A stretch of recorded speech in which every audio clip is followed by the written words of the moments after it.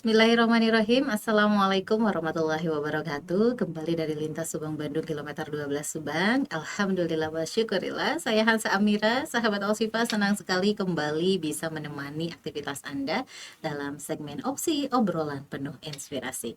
1 jam ke depan Hansa sudah ditemani dengan narasumber kita Umi Rifka di studio yang akan membagikan seputar parenting. Sahabat Alshifa yang mau bergabung ditunggu dan diundang kebersamaannya. Anda bisa kirimkan via WhatsApp ataupun juga Telegram kami di 085317552553. Baik pertanyaan yang berkaitan tema ataupun juga di luar tema. Jangan lupa juga ramaikan sosial media kami baik itu Facebook, Twitter atau Instagram kami di @elshifa_radio. Baiklah sahabat Alshifa, kita akan sama-sama menyambut ataupun juga menyapa narasumber kita yang sudah bersama di studio bersama dengan Hansa. Assalamualaikum Umi. Waalaikumsalam warahmatullahi wabarakatuh. Bagaimana kabarnya sekarang nih Mi? Alhamdulillah. Alhamdulillah sehat ya. Siap berbagi ke sahabat Al-Shifa. Kali ini tentang konsep Al-Quran ya. Iya. Temanya menanamkan konsep Al-Quran sejak Sejak dini kepada anak. Nah, ini yang mungkin harus jadi perhatian ya para ibu dimanapun, bahwa Al-Quran itu penting ditanamkan sejak dini pada anak-anak. Betul nggak sih Mi? Iya betul. Nah, boleh gimana nih caranya ataupun juga tips-tipsnya agar bisa menanamkan konsep Al-Quran sejak dini pada anak-anak. Bismillahirrahmanirrahim.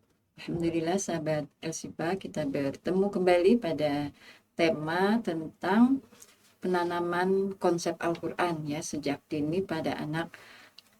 Sahabat Elsifa, Allah sudah berfirman di dalam surat Maryam ayat 12.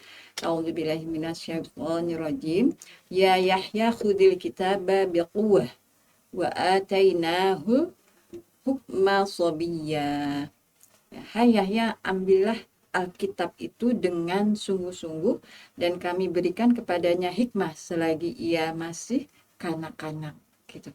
Jadi memang ini satu penanaman nilai Al-Quran sejak dini itu memang tiada lain perintah Allah Subhanahu wa Ta'ala. Ya, kita sebagai orang tua khususnya ya, ketika itu perintah Allah berarti kan wajib ya menginformasikan kepada anak bahwa ada kitabullah sebagai pedoman hidup dia kelak ya nantinya. Nah itu metodenya pasti disesuaikan ya dengan tumbuh kembangnya. Cuman kembali dari ayat ini para muhasir mengatakan masa kanak-kanak di sini ada yang menyimpulkan bahwa Nabi Yahya itu usianya 2 tahun ketika itu, ada juga 3 tahun, jadi balita.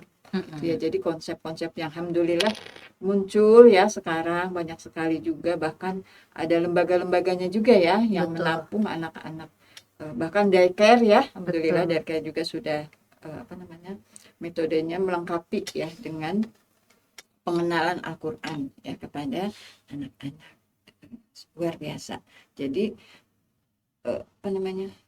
Nabi Yahya ditanamkan Al-Quran sejak masih balita karena itu kitabullah, jadi itu hikmah gitu. Jadi pelajaran yang luar biasa gitu ya, mendalam sekali maknanya gitu ya. Jadi memang dari situ aja kita sudah bisa menyimpulkan gitu ya, menyimpulkan bahwa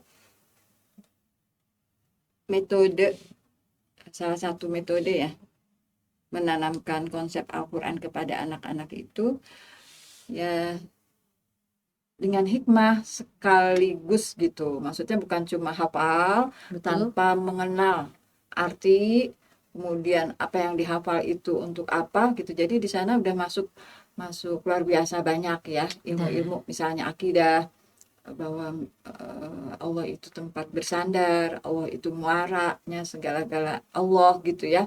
Itu udah mulai gitu ya, udah include lah di situ. Jadi ada tumbuh kembang yang juga sekaligus gitu. Jadi memang bahasan-bahasan kita yang udah lalu tuh bisa dilalui penanaman kejujuran dan seterusnya itu ya dari tadi ya pembelajaran Al-Quran gitu. Betul. Ya gitu. Jadi tidak hanya sekedar asal bisa membaca Al-Quran saja ya, gitu ya betul. Nah ini mungkin yang banyak belum dipahami mungkin ya para orang tua. Iya, Yang iya. penting anaknya bisa baca, bisa Iya. ngaji, bisa baca gitu. Tapi nggak ngerti maknanya Iya, ya. memang sih kalau melihat realitas seperti itu, potret Mm-mm. ya misalnya Mm-mm. satu pesantren gitu ya, yang coba saya perhatikan gitu kan di situ kan. Jadi ketika mereka sudah semangat nih karena lingkungannya kondusif ya menghafal Mm-mm. Quran, bahkan ada yang 30 juz, itu eh, ketinggalan tuh mereka bisa berperilaku Qur'aninya gitu. Nah, Ketinggalan itu itu. bisa jadi karena hikmahnya juga mungkin kurang. Mm-mm. Satu sisi juga ketika dia udah balik ke rumah tidak punya lingkungan yang Mendukung.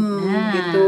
Nah, itu kenapa akhirnya banyak kasus kayak gitu ya, Mi Iya, ya? jadinya akhlak-akhlak yang tidak kita inginkan tuh Mm-mm. muncul gitu ya tiba-tiba dari seorang Mm-mm. penghafal Quran. Ya Mm-mm. misalnya yang Betul. mungkin agak ekstrim yang 30 juz ya Mm-mm. dengan alasan apapun yang dia apa namanya jalani gitu ya dari Betul. proses kehidupannya ya kita juga miris ya akhirnya. Mm-mm. Makanya di sini tadi di surat Maryam tadi itu ambillah kitabullah eh, apa namanya hikmah, ada hikmah di Nah, situ mm-mm. gitu ya. Jadi dari situ aja kita bisa menyimpulkan bahwa memang metode eh, tadi ya menghafal Quran anak sejak dini Mm-mm. memperdengarkan dan seterusnya itu sambil menyampaikan fadilah-fadilahnya, keutamaan, ibroh-ibroh, pelajaran-pelajaran dari Quran yang sedang dihafalkan gitu ya. Betul. Nah, Makanya kenapa Mi banyak sekali yang kemudian ya setelah keluar dari pesantren walaupun hafalannya sudah banyak, habis itu hilang Mi. ya Dan terus hilang ya bisa. hilang, terus kemudian berubah juga cara Mm-mm. kesehariannya antara di pesantren dengan di Betul, rumah. ya. Jadi banyak ada beberapa cerita sih sebenarnya. Memang sih seorang penghafal Quran, kata ustazah-ustazahnya juga nih, pasti harapan tuh anak tuh punya bi'ah juga Quran, walaupun dia kuliah gitu. Betul. Walaupun dia itu kuliah, dia punya tempat ya, Mm-mm. punya tempat di mana dia bisa merawat Qurannya, Betul. bahkan bisa murojaah, berarti kan ada interaksi yang berkelanjutan. Nah, Mm-mm. kebanyakan sih memang kayak lepas sementara gitu ya Lepas. tanda petik ya mungkin lepas sementara gitu. Nah akhirnya dia seolah-olah kayak ma'rifatul jahiliyah gitu baru kenal Mm-mm. hal-hal yang nggak benar jadi ya Terbawa kayak Qurannya itu tidak sampai ke hati. hati. Hanya Alhamdulillah dihafal gitu ya ya. jadi hafal sampai kerongkongan tuh bisa loh emang hafal cangkem ya. Mm-mm. Itu Betul. memang memang memang mudah juga ya untuk itu Mm-mm. cuma ketika tidak ditadaburi karena memang sebenarnya hak dari Quran itu ya yang ada pada diri kita tuh pertama kan dibaca ya Betul. kemudian dipahami dengan Maknanya. membaca terjemah ya seperti saya terbatas ya pemahamannya butuh terjemah Quran ketika Betul. tilawah gitu ya harus Betul. dibaca itu Iya, betul. gitu kemudian setelah dipahami ditadaburi baru dihafal Mm-mm. gitu jadi memang banyak metode-metode juga sih yang dipakai Mm-mm. beberapa pesantren. Santrinya itu menghafal plus pemahaman. Mm-mm. Metode askolan tuh kalau saya nggak salah ngomong ya, Mm-mm. yang metode dengan gerak tuh. Oh iya, betul. Gitu. Jadi saya pikir kok nyetor hafalan sambil Gerak tahu tangan. artinya lama banget dong gitu ya Mm-mm. setorannya. Oh ternyata gitu ya setelah saya dalami ya itu sambil jalan. Jadi nggak Mm-mm. ada santrinya itu nyetor tanpa Tahu nggak tahu gitu maknanya. artinya gitu ya. Masya Allah. Nah, alhamdulillah sih di pesantren yang sekarang nih taruhlah di Asipa, saya perhatikan ngobrol sama ustazahnya tuh, jadi masuk kelas tuh Mm-mm. tafsir Quran.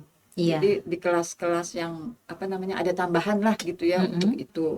Ya, jadi ya lumayan lah ya anak-anak itu jadi minimal lah juz 30 dia paham Iya, dari situ dia bisa termotivasi sendiri kan semakin dia dewasa berarti dia punya tanggung jawab untuk tahu ya apa betul. yang dibaca sebenarnya metode memahami Quran sebelum dihafal itu mendekatkan kepada mudah kan Betul. mudah untuk mengingat gitu ya Iya. padahal nggak tahu bahasa nih tapi ketika oh yang itu ya yang itu tuh gitu ya Dan subhanallah usia, Mi. Karena apa usia anak-anak itu memang lagi mudah-mudahnya menghafal. betul Berbeda jadi dengan seusia kita, Mi. ya jadi di sini ya kenapa sejak dini juga karena tadi ya faktor memori yang kuat. Jadi Iya, betul. mengukir di atas batu.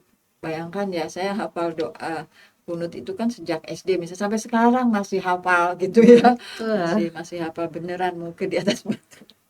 Nah, untuk Quran ini kita sebagai yang sudah segini nih, mungkin saya ya 50-an usianya, kata orang kan mungkin di atas air, tapi untuk Quran tidak ya, ketika memang murojaah itu berjalan gitu Betul. ya. Kalau Karena istiqomah insya Allah ya. itu kan memang rutinitas yang wajib ya kita rasakan gitu ya. Banyak kisahnya kan Mi ya, yang usianya Betul. sudah sepuh tapi mampu menghafal ya. Betul ya, 70 ya, Betul. 80 ya masih melakukan hal itu. Nah, kembali kepada tema ya, mengenalkan sejak dini, berarti kan sejak di dalam kandungan ya. Kandungan. Nah, itu pendengaran itu sudah berfungsi ya kan, kita tahu Betul. pendengaran janin itu kan sudah berfungsi, jadi bisa tuh didengarkan ya lantunan ayat Al-Qur'an, Mm-mm. baik itu dari ibunya langsung, orang tuanya langsung, ataupun dari apa namanya, apa itu yang sekarang tuh ada Earphone ya, seperti itu. gitu ya pokoknya. Didekatkan ke Sebenarnya saya kandungan. mau bilang kaset itu kan udah nggak ada sekarang ya gitu ya, pokoknya ada yang diperdengarkan gitu ya. Mm-mm. Nah, ketika sejak dia sudah lahir juga tetap tuh ya. Jadi nanti ketika dia sudah bisa gitu ya berbicara, itu mudah tuh, mudah untuk diajarkan kepada Betul. anak itu sendiri karena udah nempel. Jadi memori itu kan ketika ada informasi dia masuk masuk aja kan. Ketika diulang informasinya itu saraf-saraf itu semakin tebal gitu Mm-mm. ya. Nah, itu ahli saraf bilang begitu. Jadi kenapa dia ingat kuat tuh karena emang semakin tebal, semakin tebal, semakin tebal Hmm, gitu ya. Jadi akhirnya muncullah anak-anak balita yang udah hafiz menghafal. ya, Iya, Masya Allah, luar biasa gitu. Dan itu memang nyata. Nah, ketika dia balita, metode yang digunakan itu mungkin ya mm-mm. menyesuaikan sesuai dengan tumbuh kembangnya. Ya, dengan bermain. Anak kan Betul, seneng dongeng, dongengnya pastinya diambil aja dari Quran yang mau dihafal nanti. Nah, dari betul. situ kan luar biasa tuh, anak-anak pasti pengen, keinginan tahunya kan muncul ya, Mm-mm. termotivasi, aduh ayat yang lain apa nih, ayat lain apa Wah, nih. Masya Jadi Allah. kebayang ya, luar biasa ya, di Luar biasa. hikmahnya dapet tuh. Ya beda Mm-mm. halnya dengan anak ngapal-ngapal aja, tapi Betul. orang tua mungkin ntar belum ngerti, tapi anak itu eh, ada metode pendekatan sesuai dengan usia kan. Mm-mm. Misalnya dia apa namanya, senang gambar-gambar ya, Mm-mm. dikasih tahu Betul. ya, ini tuh begini begini, hafalan-hafalan yang bisa, atau enggak cerita ya, atau enggak hikmah-hikmah lain. Betul. Nah, ini besok kita mau ngapal ini, kayaknya seru ya, kebayang ya, Betul. sebelum tidur Mm-mm. dimodalin cerita dulu, nah besoknya kemudian Mm-mm. diperdengarkan Itu Kak, ayatnya. perlu apa ya namanya Mi? Istiqomah dari pihak sekolah sama orang tua juga ya. Betul. Karena kebanyakan cetakan hafiz-hafiz cilik itu ya karena memang orang tuanya juga gitu ya Mhm. yang selalu interaksi sama Jadi Al-Qur'an memang gitu. eh, teladan itu Nah, menjadi itu ujung ya. tombak ya. Nah, itu Tidak. yang sulit mungkin diberikan Mhm. oleh orang tua Betul. zaman sekarang. Jadi yang saya coba sedikit ya perhatikan tuh anak-anak yang Allah kasih bisa ya 30 juz di Mm-mm. pesantrennya, lulus lulus apa pesantren, dia bisa memberi mahkota. Tapi ketika dia kemudian lepas ya, terurai ya kembali, dan seterusnya, itu karena keteladanannya dia Nggak nggak ada. dapatkan dari Mm-mm. orang Dari tuanya orang tua. gitu ya. Itu memang ada anak yang merasakan tuh sejak di sini. Kayaknya anak orang tua aku nggak sukses deh dengan 30 juz aku. Biasa Mm-mm. aja. Itu Mm-mm. kerasa loh. Memang sih anak ini kita lihat memang luar biasa nih lingkungan tandingannya ya di rumah Betul. gitu.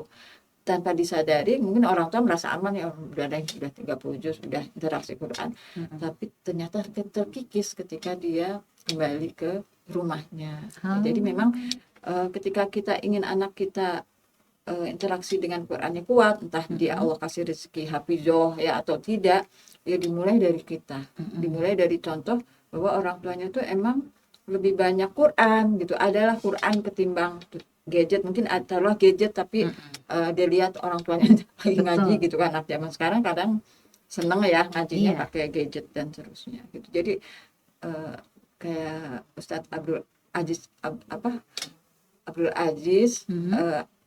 Abdul Aziz ya, Ustadz Mm-mm. Abdul Aziz Abu Rauf tuh, Mm-mm. beliau tuh katanya kenapa hafal Quran, beliau nggak pesantren, tapi lingkungannya pesantren tuh, dia tinggal di pesantren, cuma katanya sering banget lihat orang tuanya ngaji.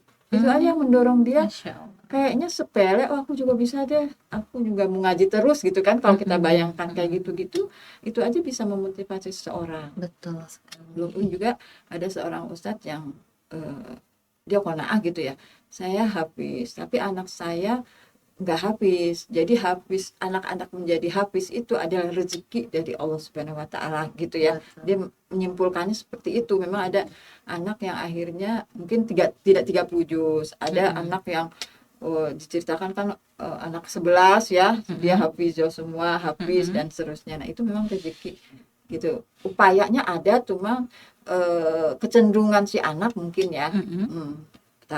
Ke jalan surganya istilahnya Betul.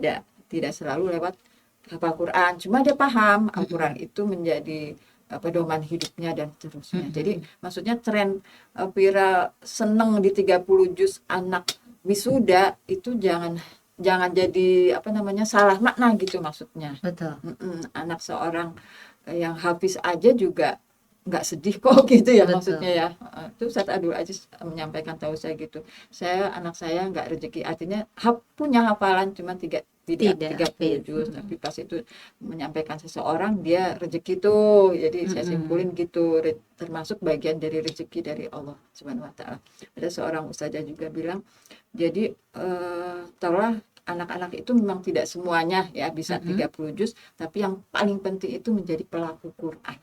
Nah, Gitu. Yaitu ya kembali tadi interaksi juga kan dengan betul. Quran, cuman bab dia 30 juz dan seterusnya itu memang karunia ya dari Allah Subhanahu wa taala, tapi yang paling penting itu Betul. menjadi pelaku Qurannya. Jadi bagaimana kita menanamkan konsep Qurannya kepada anak-anak sebagai hal yang harus diimani ya sepanjang dia hidup nanti. Betul. Gitu. Sekarang karena memang trennya ya Mi ya, orang tua itu ingin memasukkan anaknya ke pesantren. Yeah. Ada banyak orang tua yang bahkan dirinya tuh tidak pesantren gitu ya, tapi anaknya harus misalnya gitu ya, sehingga akhirnya ya itu tadi anaknya mungkin dituntut untuk bisa hafiz atau hafalannya banyak, tapi orang tuanya tidak gitu ya. Akhirnya itulah yang terjadi fenomena saat ini. Banyak yang pesantren, banyak yang hafiz, tapi tidak sejalan gitu dengan orang tua ketika sudah tidak lagi di pesantren. Iya, jadi saya merasakan udah termasuk viral gitu ya. Bahkan saya pernah tuh ke Lampung dengan semangatnya gitu ya. Kan saya sampaikan gitu ya, ini makna juga harus ditanamkan ke anak, tidak hanya terus tapi tuntutan orang tua gitu, setahun harus 30 juz. Jadi terus saya ini kan orientasinya jadi target ya, bukan proses. Alhamdulillah sahabat El-Sifal di Asifah nih, saya kan masih interaksi ya dengan ustazah. Itu jadi target 7 juz, itu turun jadi 3. Di SMA tuh saya tanya kenapa nih kok segini, mungkin kita kejar mungkin, benar sih gitu ya. Benar, hafalan itu kalau tidak mungkin ya sia-sia ya gimana mau lanjut lagi nanti. Dia udah kebebanan yang 7 kan. Jadi lulus dari Asifah itu 3 itu mungkin, tidak 7 juz hafal aja gitu ya. Jadi dia kalau mungkin kan lengket banget ya. Nanti dia mau menambah tinggal gampang gitu loh, tidak bahkan motivasinya juga lebih kuat ya. Saya pikir kenapa turun ya gitu kan, saya juga emosional mungkin ya. Jadi lebih istilahnya gitu. Mungkin lebih ke kualitas daripada kuantitas jadi gitu ya. Jadi kembali ke esensi Quran itu sendiri. Quran. Kan memang hafal menjadi satu interaksi, tapi murojaah menjadi kewajiban yang lain gitu. Dan aplikasi sehari-hari itu yang paling penting ya Mi ya. Nah memang ketika dia sejak dini itu iya mengukir di atas batu. Betul. Usia emas tuh kan sebelum 21 tahun ya kalau nggak salah ya, dimudahkan gitu. Jadi anak saya juga kan misalnya yang saya kan suka lah calling cek anak-anak ini gimana dengan Qurannya ya. Kebetulan mereka online lah nyetor hafalan, yang penting murojaah dan seterusnya. Terus walaupun timbul kekhawatiran kayaknya anak sibuk kapan dengan Qurannya ya. Terus pas saya lihat kamu lagi apa, murojaah juz setengah gitu.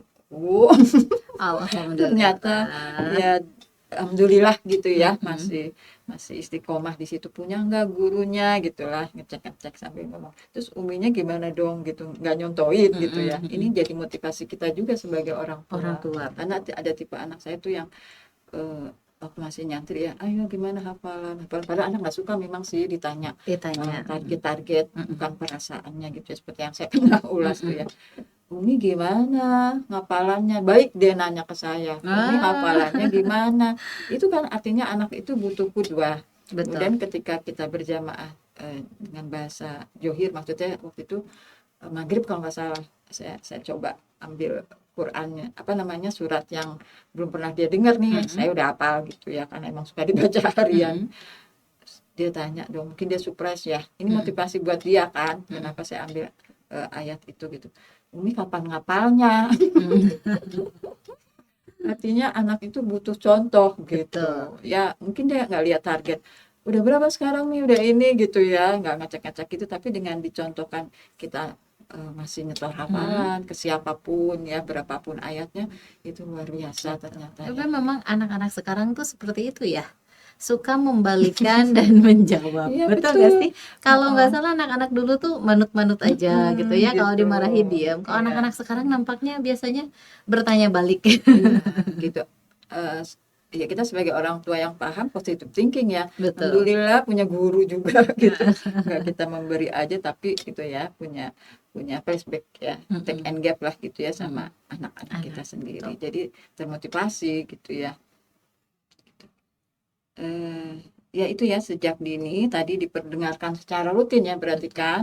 Nah itu untuk apa namanya, sahabat Elsifa yang masih punya anak balita, bahkan mungkin yang sedang hamil ya, Betul. bisa ini metodenya dipakai gitu kan, memperdengarkan ya ayat-ayat Al-Quran terus aja ya, rutin sampai hatam, kemudian diperdengarkan lagi nanti ketika dia sudah lahir, kemudian diperdengarkan lagi, dan ketika sudah bisa berkomunikasi, akhirnya dia akan biasanya menyebut belakang-belakang tuh, huwallahu ahad gitu Nah, ya, biasanya betul. seperti itu berarti dia memang baru bisa kosakata satu dua kata, tapi dia Betul.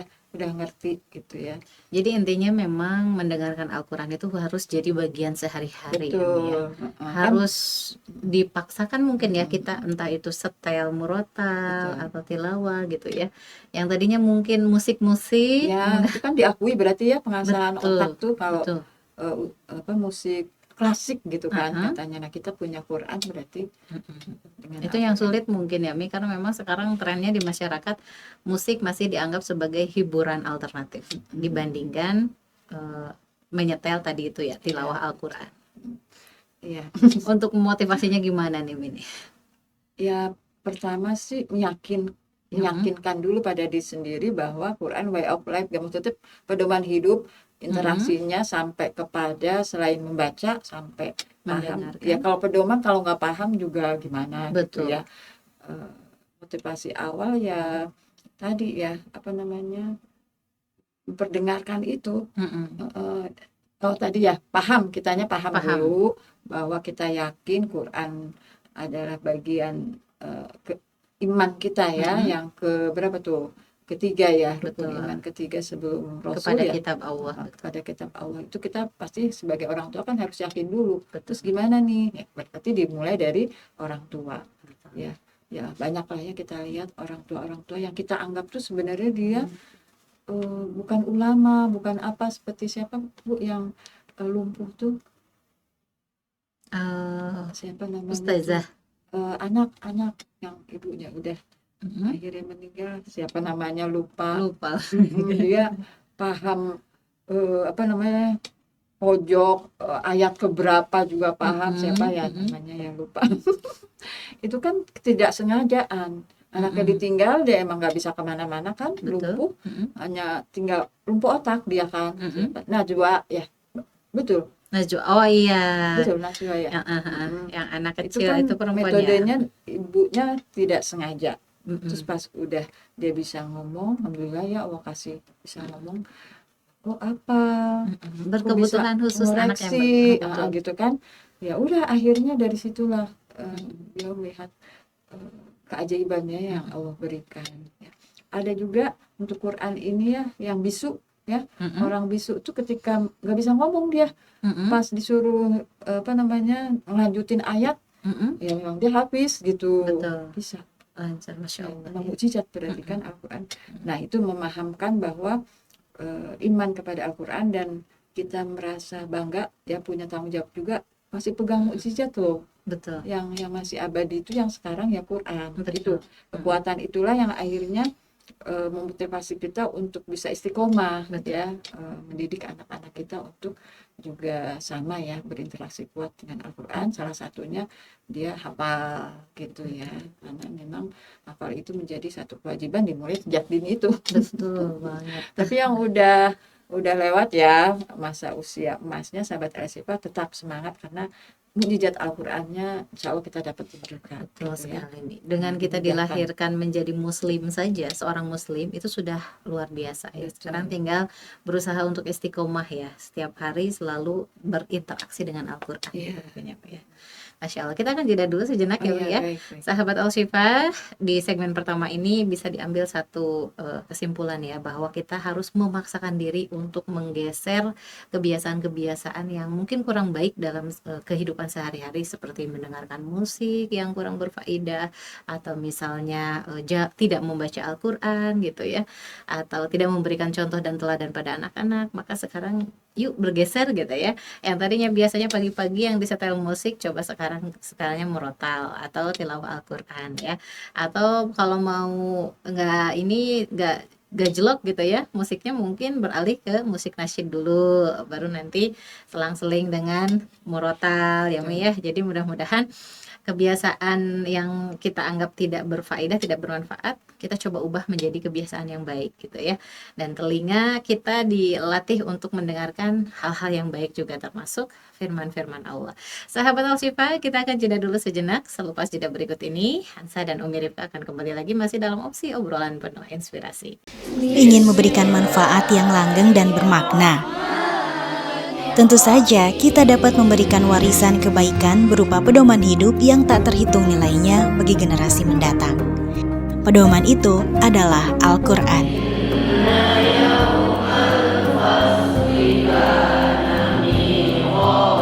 Satu langkah kecil ini akan sangat berarti bagi mereka yang membutuhkan.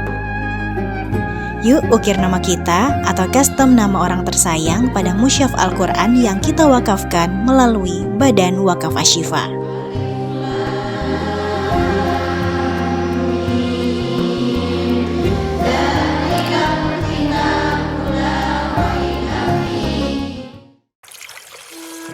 Dengan ditambah air zam-zam serta bacaan Al-Quran, ayat-ayat ruqyah dan doa, Al-Kautsar Water memenuhi asupanmu setiap hari dengan banyak keberkahan dan kebaikan. Penuhi asupan cairan tubuhmu sepanjang hari dengan Al-Kautsar Water.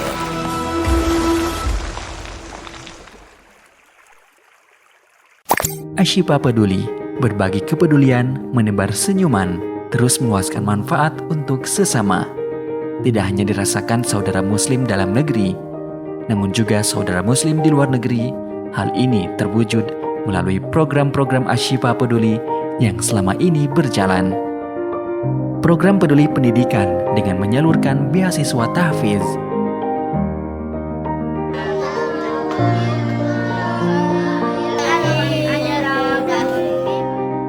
Program peduli sosial kemasyarakatan yang meliputi program keluarga tangguh, yatim bahagia,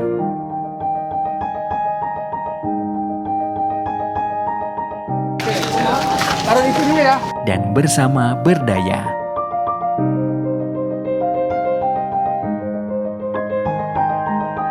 Program peduli dakwah melalui program Inspiring Dai dan program peduli dakwah dengan pembagian kado untuk para dai. Dan iftar bahagia.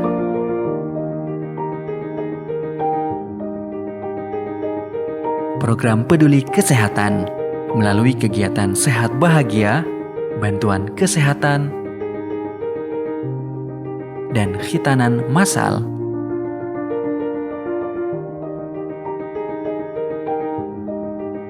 Program kurban melalui penyaluran daging kurban untuk muslim di Indonesia dan muslim di negara lain.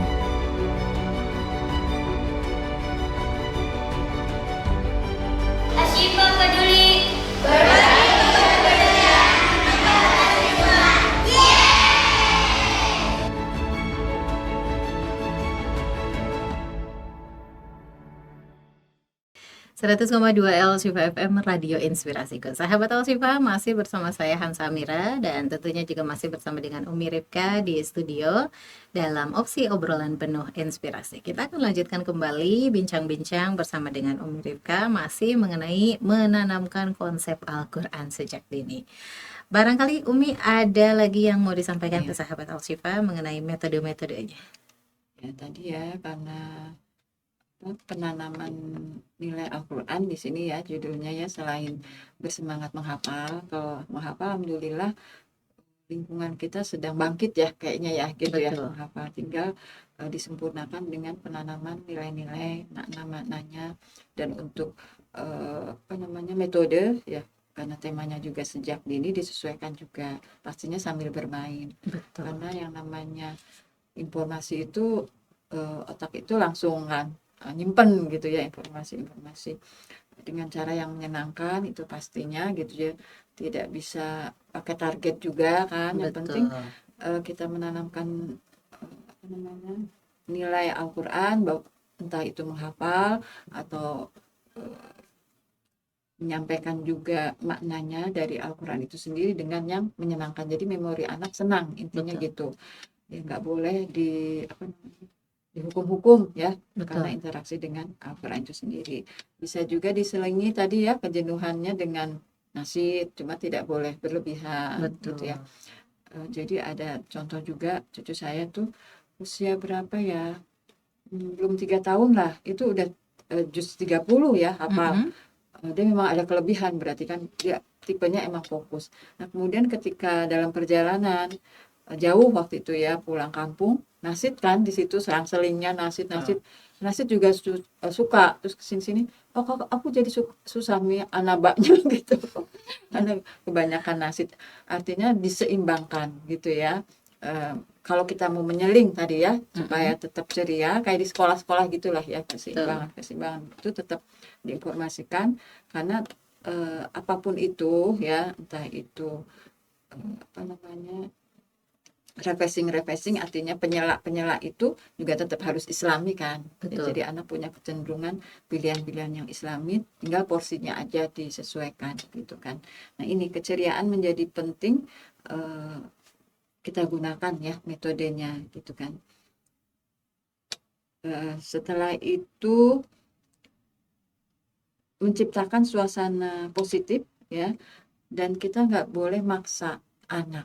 Jadi artinya kita ngajarin, memperdengarkan, tidak boleh maksa anak, ayo coba misalnya ya, coba surat ini, anak nggak mau kita paksa, nyetor ya misalnya ya, nyetor harus disetor ya, itu di sekolah juga kan pesajahnya nggak maksa ya. Untuk anak-anak seperti itu, karena kan sedang tumbuh kembang gitu ya, supaya dijaga keceriaannya, suasana menyenangkannya. Jadi metode memaksa anak itu dilarang. Tetap harus dimotivasi sampai nanti suatu ketika dia mau. Ya apalagi anak-anak ya lagi melantunkan surat apa gitu ya, terus surat berikutnya dia main dulu gitu. Betul. Kan tidak menjadi sesuatu yang haram ya dia lakukan gitu. Kenapa ini kan belum selesai, ini Quran loh gitu, seolah-olah itu kan kita. Banyaknya orang tuh seperti itu, Mi. Ingin mungkin menarget, ingin anaknya cepat-cepat bisa hafal betul, gitu. Betul. Berarti yang harus diedukasi orang tuanya mungkin ya. Iya, kita tinggal baca-baca sih. Ya, jadi alamiah, menyenangkan menjadi hal yang harus kita garis bawahi ya. Tinggal nanti ketika motivasi muncul, anak pasti punya target-target sendiri gitu. Suatu ketika kita tinggal memetik hasil, memupuk lah ibaratnya, mendoakan pasti ya. Kemudian memetik hasil-hasilnya gitu, tetap dia happy, tidak tertekan. Jadi memberi mahkota itu dengan penuh keikhlasan. Betul. Ya, karena memang anaknya mau gitu ya. Betul. Jangan sampai anak-anak kita ngapal Quran itu kepaksa. Nah ini karena dipaksa orang tuanya. Ini yang trennya sekarang itu banyak. Ya, jadi ada anak-anak itu yang dinilai oleh seorang ahli ya itu terpaksa, karena nanti dia di akhir pekan tuh ketika nelpon orang tua nanya jedahnya berapa ayat pekan ini. Itu menjadi sesuatu yang menyeramkan gitu, horor gitu ya. Dia tapi rela menyisihkan waktu tidurnya menghafal Quran, tapi targetnya beda gitu. Tapi targetnya tidak tercapai. Targetnya karena ingin menyenangkan tadi dengan angka-angka kepada orang tuanya gitu. Tapi kan. Memang betul Mi, yang di pesantren itu mereka itu terbebani dengan memberikan mahkota pada orang tua, dan iya. itu hanya bisa dicapai kalau misalnya 30 juz. Akhirnya banyak anak-anak yang di pesantren itu kayak tertekan gitu. Tertekan karena memang ya itu tadi, orang tuanya itu mungkin ingin menargetkan, dan di kalangan sosial juga orang tua yang anaknya pesantren mungkin juga jadi ajang gengsi-gengsian juga, Mi, anak saya misalnya sudah sekian juz gitu kan, anak saya sekian juz Iya, gitu. seperti Nah itu berarti sebenarnya bukan hanya anak-anak saja yang harus dibangkitkan semangatnya, karena mungkin anak-anak inginnya pasti membahagiakan orang tua ya. betul. Tapi orang tua yang mungkin harus lebih dipahamkan bahwa proses lebih penting daripada hasilnya, Ya. gitu ya, Mi ya. Jadi memang ada seorang ibu yang anak 10, 11 ya, satu meninggal katanya.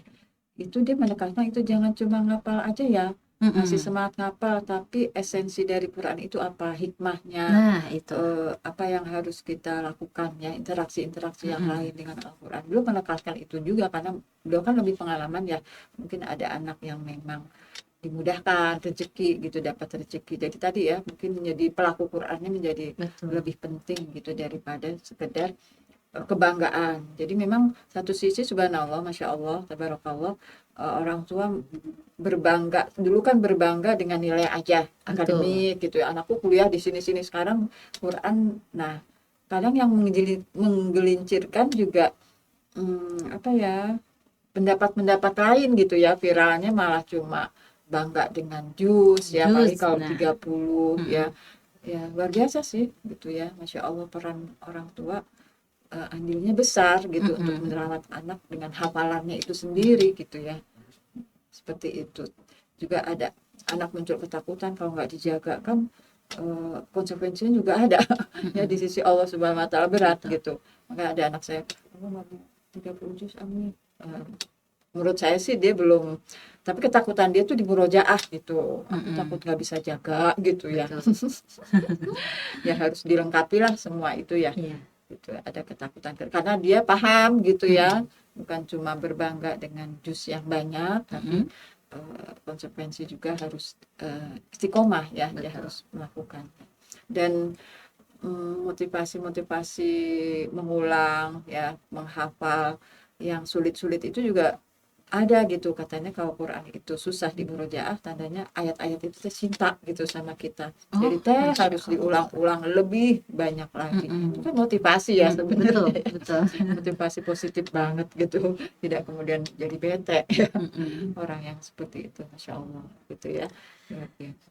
Jadi dengan konsep Quran itu efeknya kemana-mana ya. Betul. Kerasa gitu ya, dari kejujuran, kesabaran, ketekunan ya. Nah tiga karakter itu aja kan kepake dalam kehidupan kita. Kejujuran juga ya, walaupun ada juga tuh kasus ya di pesantren gitu, dia nyontek gitu. Betul. Ada pengakuan dari seorang anak juga, nggak tahu ya ustazahnya nggak lihat, jadi temennya bukain Quran di belakang ustazahnya. Nah itu kan nggak jujur ya. Makanya waktu musim online ya, COVID, itu nggak bisa tuh setor hafalan dengan mata telanjang kan, terus kemudian ditutup. Karena ada hal-hal yang tidak terlihat. Ya tetap aja udah Quran yang disetor ya, setan itu kan terus aja membuat ide-ide seperti akhirnya memutarbalikkan esensi. Jadi viralnya tuh wisuda 30 juz, jadi gebiar seperti.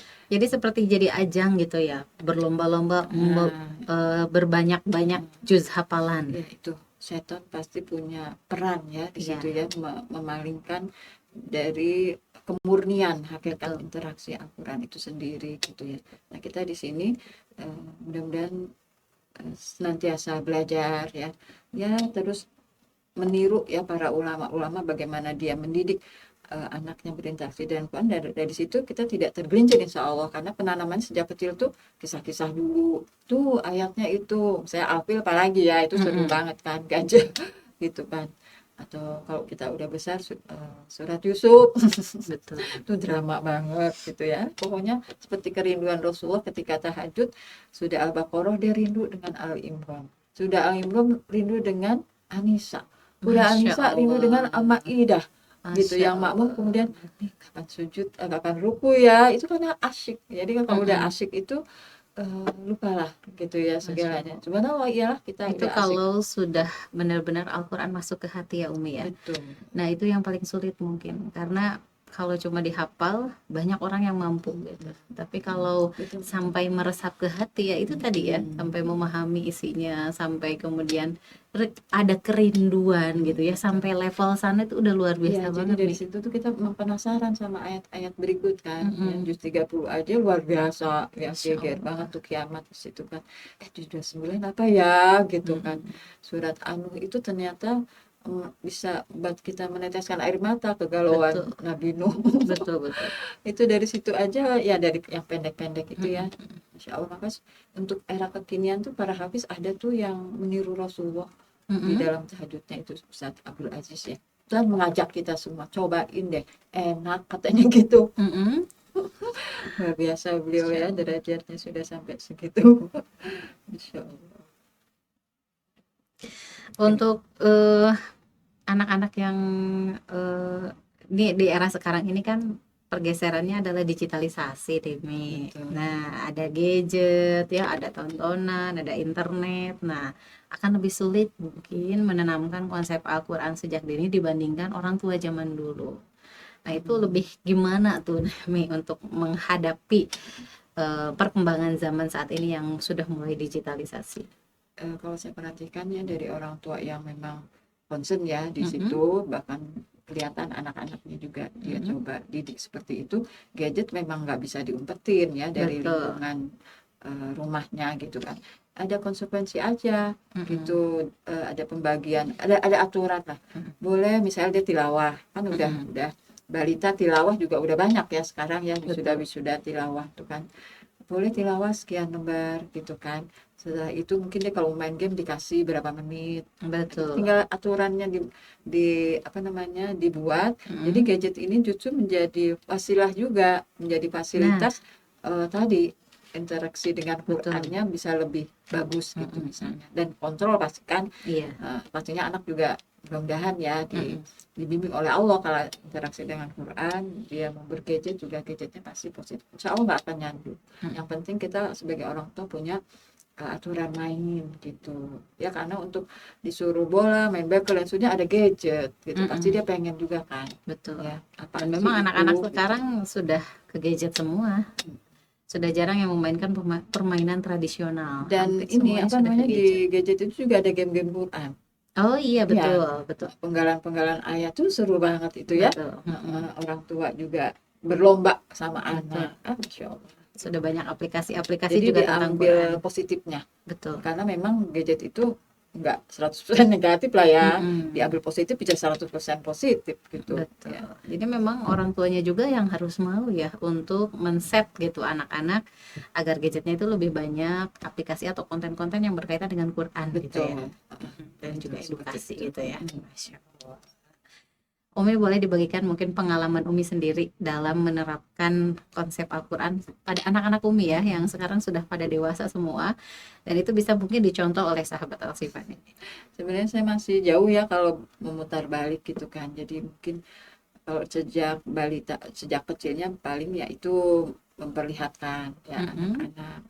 Kemudian apa namanya, dari ikroknya kan itu juga kemampuannya beda-beda. Betul. Tadi tetap suasana itu dibikin ceria untuk anak-anak yang memang belum muncul minat ya. Bukan Betul. dia nggak bisa, itu tetap sampai dia nanti muncul minat, dia akan punya target-target sendiri ya. Kemudian juga menyekolahkan, ya nggak lupa sih doain ya, menyekolahkan mereka di tempat yang ada hafalan Qurannya, gitu kan ya. Sambil kita juga akhirnya memotivasi tadi ya, karena tadi anak ada yang macam-macam, jadi dia nggak kabur maktan indawi antakul malatafalun, itu juga menjadi cambuk buat suami juga. Makanya kalau suami pribadi itu kita tuh memang di rumah nggak pernah nargetin 30 juz ya, apalagi kasih mahkota ya kita ini apa gitu kan. Kalau kita udah 30 juz kata suami saya bisa lah. Jadi suami tuh nggak pernah nuntut anak kalian belajar yang benar, hafal Quran 30 juz enggak gitu. Mm-mm. Ya paling dengan nilai-nilai aja. Jadi Mm. ada anak yang 30, ada yang 15, ada yang 2, ada yang 6, macam-macam. Mm-mm. Yang penting sampai sekarang tuh dia masih, itu yang memang target orang tua tuh harusnya itu. Mm-mm. Masih melakukan interaksi dengan Quran. Betul. Entah dia murojaah, entah dia menambah hafalan gitu kan.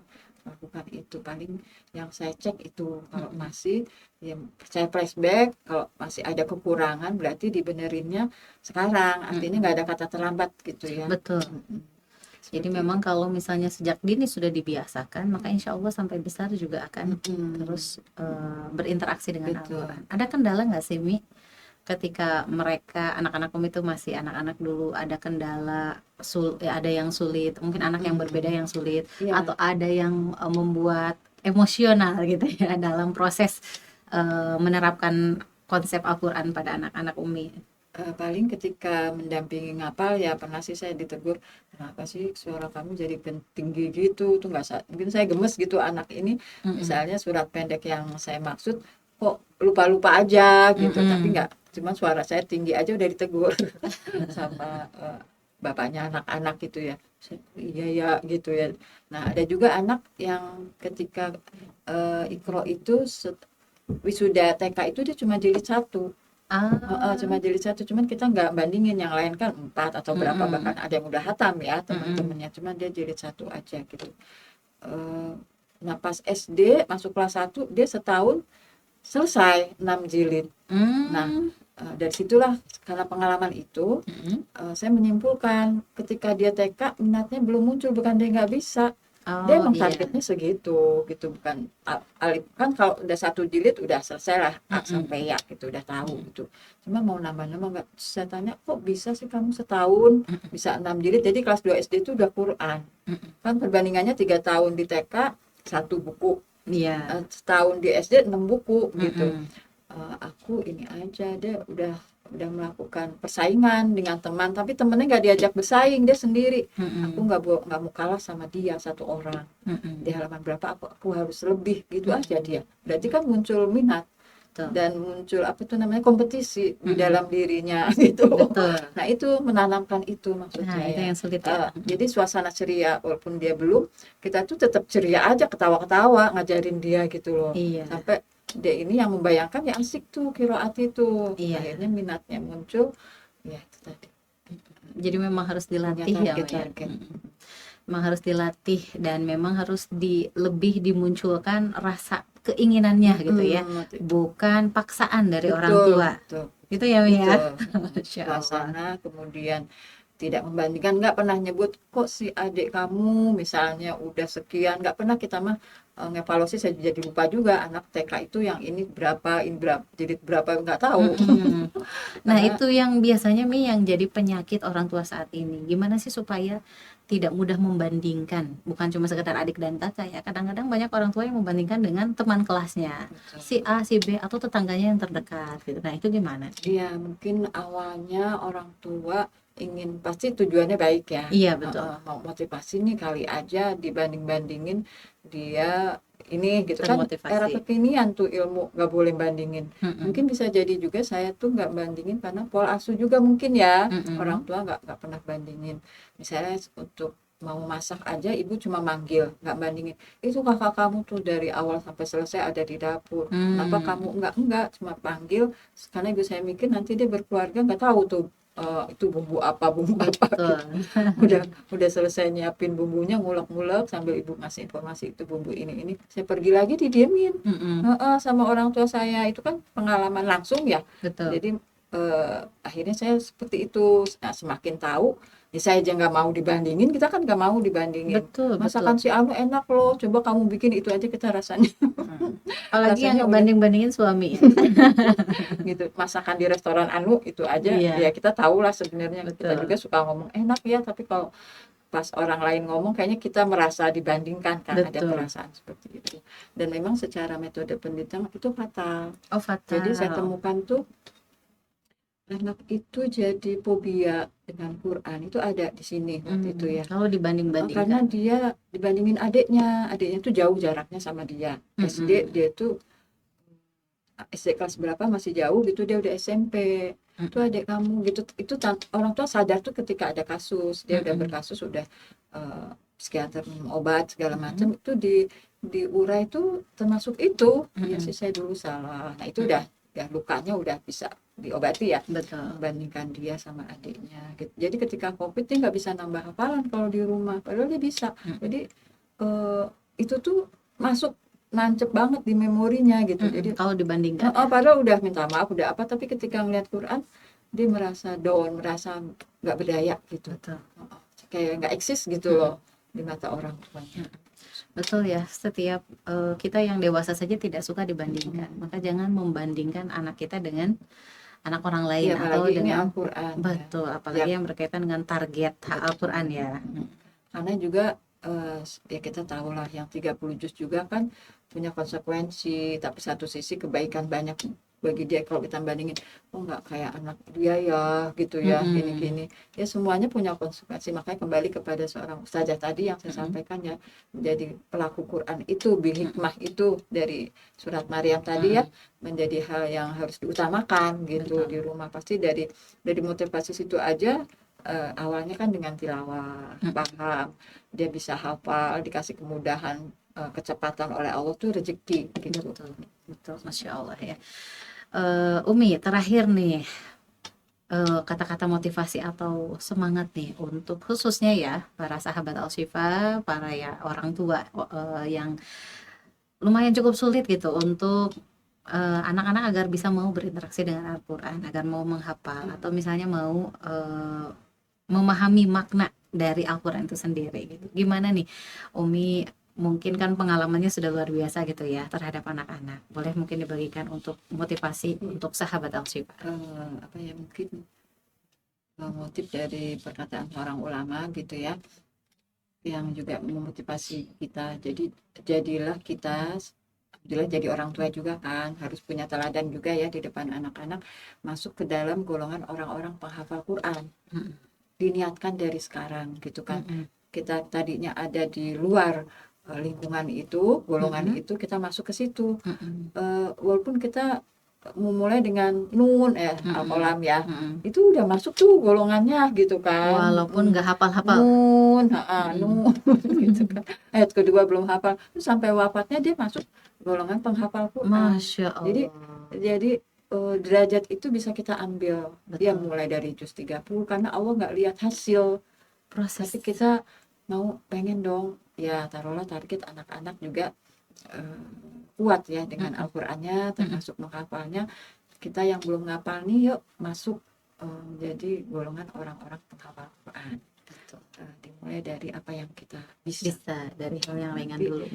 Al-Quran itu kan kata Allah mudah ya, mudah, dan kita kalau saya tuh penasaran mau dapetin itu kan gak gampang, dapetin mudahnya itu. Karena saya dengar teman-teman yang sudah selesai LTIQ, terutama saya ngobrol, itu emang berdarah-darah ibaratnya, di titik dia susah gitu kan. Lama-lama dapetin tuh mudah banget ngapal Quran. Allah kasih di saat saya memang pas gitu, Allah kasih. Jadi saya penasaran di situ. Pengen dapat kemudahan, karena nggak kebayang ya kalau ntar mulai juz depan gini-gini, tapi aku kata Allah kan mudah Quran, pengen dapetin itu seperti teman-teman yang interaksinya baik banget dengan Quran gitu. Jadi tidak ada kata terlambat ya. Betul ya, apalagi di medsos ya, udah kita lihat contoh-contohnya. Masya Allah gitu. Luar biasa. Terima kasih banyak Umi. Ini insya Allah jadi motivasi khususnya buat saya pribadi dan juga tentunya umumnya untuk sahabat Al-Shifa ya, yang saat ini berjuang mungkin ya, ingin memperoleh atau ingin memiliki anak-anak yang soleh dan soleha, anak-anak yang selalu dekat dengan Al-Quran dan juga taat pada Allah dan juga Rasulnya, yang kemudian nanti menjadikan berkumpul kembali gitu ya, berserta dengan anak-anak keluarga yang kita sayangi di surganya Allah Subhanahu wa taala. Itu pasti akan menjadi harapan setiap orang, dan itu harus diproses, dan prosesnya bisa mulai dari sekarang ya. Jadi jangan pernah merasa bahwa saya usia sudah tua misalnya gitu ya, terus kemudian tidak bisa lagi menghafal, sulit nggak hafal-hafal. Justru mungkin pahalanya dari situ ya, dari sulit, yang mengulang-ulang membaca. Pahala lagi. Betul. betul, bisa ketimbang yang jadi gampang. bisa jadi memang pahalanya dari kita mengulang-ulang terus bacaan tersebut ya, Masya Allah. Tidak akan pernah ada yang namanya kerugian ataupun juga sesuatu hal yang membuat kita kemudian down, kalaupun nggak hafal-hafal gitu ya. Karena ada pahala tersendiri dari membaca dan juga mendengarkan Al-Quran. Masya Allah ya. Motivasi sekali di era saat ini, mudah-mudahan semakin banyak para orang tua dan juga anak-anak yang tersadarkan untuk lebih banyak berinteraksi dengan Al-Quran. Sahabat Al-Shifa, tidak terasa nih Mi, kebersamaan kita sudah ada di penghujung opsi kali ini. Tuntas sudah 1 jam kita menemani sahabat Al-Shifa semuanya. Terima kasih banyak Umi atas waktu luang dan kebersamaannya, ilmu dan pengalamannya, Masya Allah luar biasa ya. Kita akan berjumpa lagi di opsi berikutnya bersama dengan Umi Rifka minggu depan. Sahabat Al-Shifa, pastikan tetap bersama kami untuk terus menyimak program-program menarik lainnya. Saya Hansa Amira pamit undur dari lintas Subang Bandung kilometer 12 Subang. Subhanakallahumma wa bihamdik asyhadu alla ilaha illa anta astaghfiruka wa atubu ilaik. Wassalamualaikum warahmatullahi wabarakatuh. Waalaikumsalam.